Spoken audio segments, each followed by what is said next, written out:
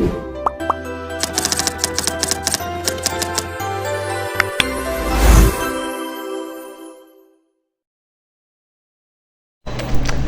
perkenalkan, nama saya Siti Ainun Nisa Fauzia dengan nilai akhir 020.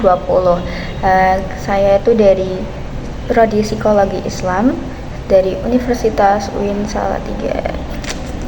Nah, saya di sini tuh akan menjelaskan tentang teori kepribadian humanistik Carl Ransom Rogers. Nah, kita mulai dari biografi singkatnya dulu ya. Carl Ransom Rogers lahir pada 8 Januari di Oak Park, Illinois, Amerika Serikat. Nah, Rogers ini merupakan anak keempat dari 6 bersaudara dari pasangan Walter dan Julia Cushing Rogers. Nah, Rogers ini lebih dekat sama ibunya teman-teman, karena ayahnya itu sebagai insinyur dan kontraktor membuatnya sering berpergian meninggalkan rumah sejak Rogers masih kecil.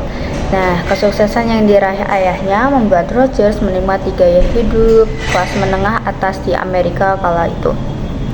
Rogers ini belajar dari kedua orang tuanya tentang nilai-nilai yang mereka anut, yaitu religiulitas dan prinsip kerja keras.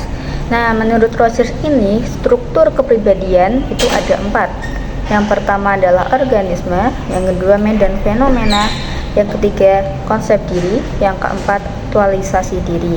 Nah, di sini saya akan menjelaskan lebih rinci tentang aktualisasi diri. Nih, konsep utama dari teori Rogers itu adalah aktualisasi diri, yaitu kecenderungan bawaan dari setiap individu untuk mengembangkan potensinya secara optimal. Nah, aktualisasi diri dianggap sebagai motivasi utama dari diri manusia untuk mencapai kemandirian, kesadaran diri, dan kehidupan yang bermakna. Nah, Rogers percaya bahwa setiap individu ini memiliki kapasitas bawaan untuk menjadi fully functional person, yaitu seseorang yang terbuka terhadap pengalaman hidup secara eksistensial, mempercayai diri sendiri, kreatif, dan mampu membentuk hubungan yang interpersonal dengan sehat. Nah, Rogers ini mengidentifikasikan 3 ciri utama dari aktualisasi diri. Yang pertama, yaitu proses berkelanjutan. Aktualisasi diri adalah perjalanan yang tidak pernah selesai. Nah, kepribadian bersifat dinamis, selalu berkembang menuju arah yang lebih baik. Tujuan dari proses ini adalah orientasi ke masa depan dan pengembangan diri dari satu tingkatan menuju tingkatan berikutnya.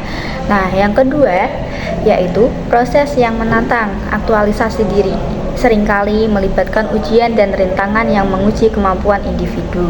Namun, melalui tantangan ini, individu dapat tumbuh dan berkembang mengarah pada keberanian untuk ada dan sepenuhnya terlibat dalam arus kehidupan. Nah, yang nomor 3 itu menjadi diri sendiri. Individu yang mengaktualisasikan diri adalah mereka yang mampu menjadi diri mereka sendiri tanpa menyembunyikan bagian dari diri mereka di balik topeng. Mereka berfungsi sebagai individu-individu dalam sanksi dan garis-garis pedoman yang jelas dari masyarakat.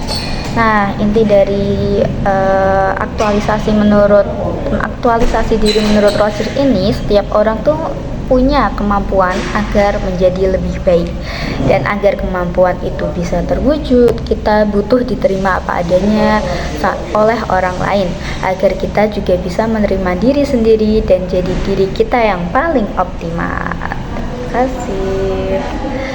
Terima kasih sudah melihat video saya hari ini. Terima kasih telah menonton. Wassalamualaikum warahmatullahi wabarakatuh.